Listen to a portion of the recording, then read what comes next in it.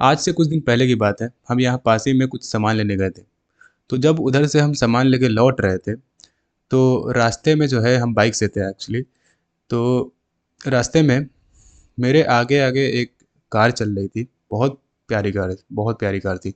वरना की जो 2023 वाली मॉडल थी, वो चल रही थी। और उसको जो है, जो चला रहा था, जो कार को चला रहा था, तो वो जो बंदा है, वो इस एरिया का, ये जो एरिया है हमारा जहाँ पे हम रहते हैं, इस एरिया का one of the most successful businessman है। और उनकी जो एज है वो 25 साल की एज है, और जो है वो इस एज में काफ़ी अच्छा पैसा कमा रहे हैं, काफ़ी अच्छा खासा उनका बिजनेस है, सेल्फ मेड है। उन्होंने खुद से बिजनेस स्टार्ट किया और खुद से उसको ग्रो किया, और आज उसको इतना अच्छा लेवल पे स्केल कर लिया है कि काफ़ी अच्छा पैसा कमा रहे हैं, काफ़ी अच्छा अपनी फैमिली को प्रोवाइड कर रहे हैं, और काफ़ी अच्छा खासा जो है एक लाइफस्टाइल जी रहे हैं। और अभी हाल ही में जो है उन्होंने 3 ट्रिपल फ्लोर का जो है घर भी बनाया है खुद का। ये सारी चीज़ें उन्होंने 25 की एज में किया है। तो यहाँ जो इस एरिया में जो है सब लोग उनको जो है काफ़ी सक्सेसफुल मानते हैं। एक्चुअली वो हैं भी, और वो जो बंदा है वो मेरे मामू भी लगते हैं। मुँह बोले मामू लगते हैं, मतलब कि वो हमें भांजा मानते हैं और हम उन्हें मामू ही बोलते हैं। तो हम लोग का कुछ ऐसा रिलेशन है। तो वो जो है मेरे आगे-आगे चल रहे थे अपनी कार से, और हम जो है अपनी बाइक से पीछे उनके थे। तो क्या हुआ कि रास्ते के साइड में कुछ 5-6 लड़के खड़े हुए थे। ये लड़के वो लड़के थे, जो ऐसे लड़के नहीं होते हैं जो कि दिन भर दिहाड़ी करने जाते हैं, सुबह से शाम तक दिहाड़ी करते हैं और शाम को पौआ मार के सो जाते हैं। ये वो लड़के थे। तो शाम को ऑब्वियसली छुट्टी होती है इनकी शाम को, तो वही किनारे खड़े थे रोड पे किनारे खड़े होके कोई सिगरेट पी रहा है, कोई यही सब मतलब फालतू बातें वो लोग कर रहे हैं। तो मामू की जो गाड़ी है, वो शायद टच हुई उनके में, या टच होते-होते रहेगी। ये मामू की गाड़ी है, यहाँ पे लड़के खड़े हैं, तो उनकी जो ये साइड है ना गाड़ी का, इससे शायद टच हुआ थोड़ा-सा, या फिर होते-होते रह गया। तो ये जो लड़के हैं, ये चिल्लाना शुरू कर दिए, "अबे ओए साले अंधे हैं क्या?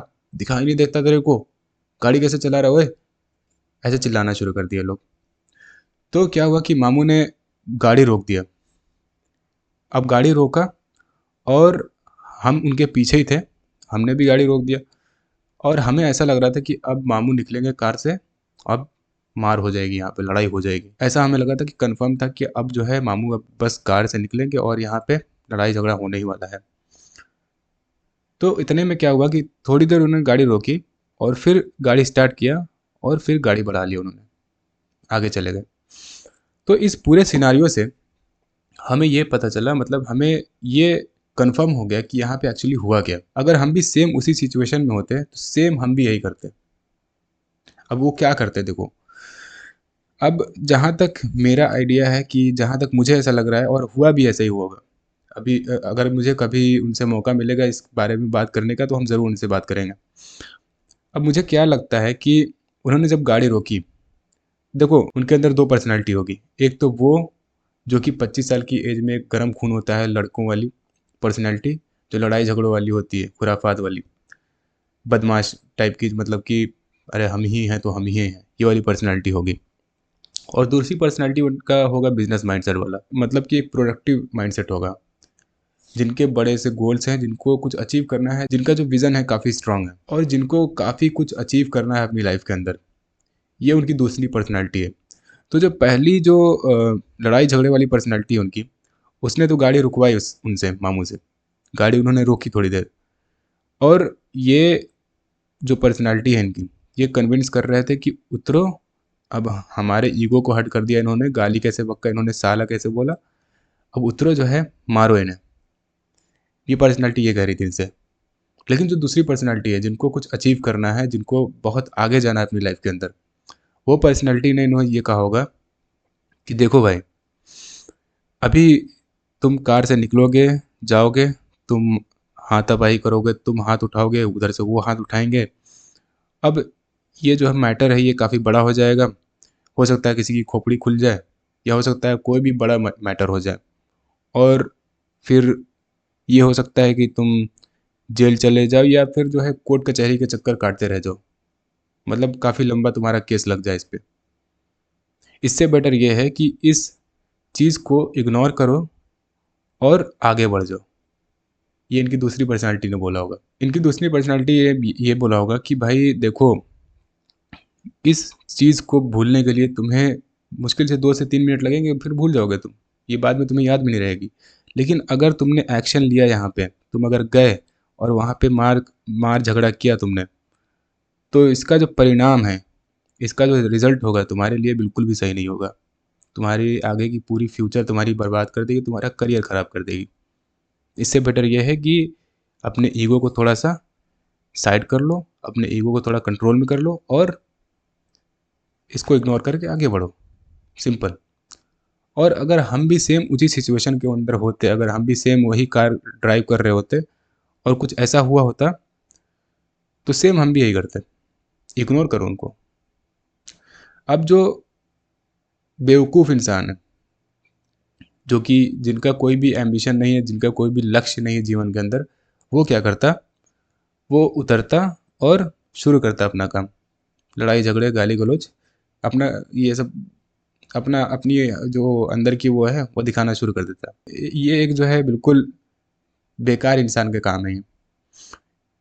तुम देखना कि जो है कुछ लोग ऐसे होते हैं जो कि छोटी छोटी बात पर रिक्शे वालों से लड़ना शुरू कर देते हैं, रिक्शे वालों को गाली गलौज करना शुरू कर देते हैं, रिक्शे वालों को मारना शुरू कर देते हैं। इनके अंदर ईगो इतना ज़्यादा है कि एक छोटी सी चीज़ को जो है बर्दाश्त नहीं कर सकते, एक छोटी सी चीज़ को बर्दाश्त नहीं कर सकते। तो क्या ये घंटा कुछ अपनी लाइफ में उखाड़ पाएंगे? तुम खुद ही सोचो। जिनका ईगो ही हर चीज़ के बीच में आ जा रहा है, तो क्या अपनी लाइफ में कुछ अचीव कर पाएगा? बिल्कुल भी नहीं कर पाएगा। लेकिन जो इंसान, देखो, समझदार इंसान वो होता है जो कि जो फालतू की फाइट होती है, मतलब जिसका कोई भी मीनिंग नहीं है, उन फाइट्स को अवॉइड करने ही की कोशिश करता है। जितना चाहे, जितना जो है वो उन फाइट्स को अवॉइड करने की कोशिश करेगा। वो कभी भी नहीं चाहेगा कि जो है फालतू की फाइट्स में उलझना या पड़ना, कभी भी नहीं चाहेगा। अगर सामने से कोई बंदा उँगली कर रहा है, उसको ज़बरदस्ती उससे जो है उलझना चाह रहा है, तो वो ज़्यादा ट्राई करेगा कि इसको इग्नोर ही किया जाए। इसको इग्नोर करते हैं, इसको इग्नोर करते हैं। इग्नोर करने में क्या जाता है? लेकिन अगर सर के ऊपर से पानी तुम्हारे पहुँच जाता है, जब तुम्हें लगेगा कि नहीं अब जो है ऐसे बात नहीं बनेगी, तब तुम्हें फिर एक्शन लेना पड़ेगा, लीगल एक्शन लेना पड़ेगा। इल्लीगल एक्शन फिर भी ना लो पहले, लीगल एक्शन लो पहले। तो ये होता है एक समझदार इंसान का काम। लेकिन नासमझ इंसान जो होता है वो कहीं भी शुरू हो जाता है, किसी से भी जो है मुँह लगा देना, किसी से भी लड़ाई झगड़ा ले लेना, ये बेकार इंसान का काम होता है। तो इस चीज़ से हमें यही सीखने को मिलती है कि क्यों तुम्हें जो है ये जितने भी फाइट्स हैं, इनको अवॉइड करनी चाहिए। अब जो आजकल के 12-13 साल के जो बच्चे हैं, 14-15 साल के जो बच्चे हैं, उनको ऐसा लगता है कि यार लड़ाई झगड़ा करेंगे और मारपीट करेंगे, लौंडे बुलवा के मारवा देंगे, ये मार खिलवा देंगे, मतलब मारपीट करेंगे, तो हम बहुत ज़्यादा गैंगस्टर बन जाएंगे, हमारा बहुत नाम हो जाएगा। लेकिन उनसे बस हम एक बात कहना चाहते हैं कि मान लेते हैं तुम्हारी किसी से बहस हुई और तुमने 20-25 बंदे बुलाए अपने, बुला लोगे भाई, तुम गैंगस्टर आदमी हो, तुम बुला लोगे, गैंगस्टर लौंडे हो तुम। 20-25 बंदे तुमने बुला लिए। अब सामने वाला जो बंदा है वो मान लेते हैं 1 है या 2 है या 3 है, इतने ही है, और तुमने 20-25 बंदे बुला के उनकी मरम्मत करवा दी तुमने, अच्छी खासी खातिरदारी कर दी उनकी तुमने। क्या पता जो तुम 20-25 बंदे बुलाए हो उसमें से कोई ऐसा सनकी आदमी हो जो कि सामने वाले इंसान की जान ले ले।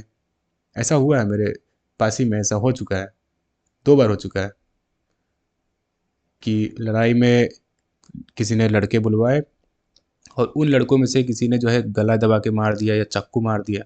ऐसा 2 बार हो चुका है हमारी तरफ। तो इसका परिणाम क्या होगा? जब तुम्हारे तरफ से लौंडे आएंगे और सामने वाले इंसान की जान ले लेंगे, तो इस पे ब्लेम उस पे नहीं जाएगा, किसने बुलवाया था, किसकी लड़ाई थी, सबसे पहले उसको पकड़ा जाएगा। जो कि तुम हो महाशय, तुम बहुत बड़े गैंगस्टर हो ना, तुम लौंडे बुलवा लेते हो, सबसे पहले तुमको पकड़ा जाएगा। और जब तुमको पकड़ा जाएगा तो ये नहीं देखा जाएगा कि तुम विधायक के लड़के हो, तुम्हारे चाचा बदमाश है या तुम्हारे फूफा बदमाश है। तुम्हारे साथ लीगल कार्रवाई होगी, जो भी लीगल प्रोसीजर होता है वो तुम्हारे साथ किया जाएगा। मे बी तुमको अच्छा खासा टाइम के लिए जो है इम्प्रिजनमेंट कर दिया जाए, आधी ज़िंदगी हो सकता है तुमको जेल के अंदर काटनी पड़ जाए, एक छोटी सी गलती की वजह से। तो इसीलिए जो है एक समझदार इंसान, एक समझदार व्यक्ति का काम होता है भाई जितना हो सके उतना जो है फालतू के फाइट्स को अवॉइड करना। अच्छा, ये जो मेरा पॉइंट है ये कमेंट में ज़रूर बताना कि आपको ठीक लगा कि नहीं लगा। वैसे मेरा नाम है आदिल, आप देख रहे थे रेयर आदिल, और इसी तरीके से मिलते हैं नेक्स्ट वीडियो के अंदर। तब तक के लिए हम आपको बाय बोलते हैं।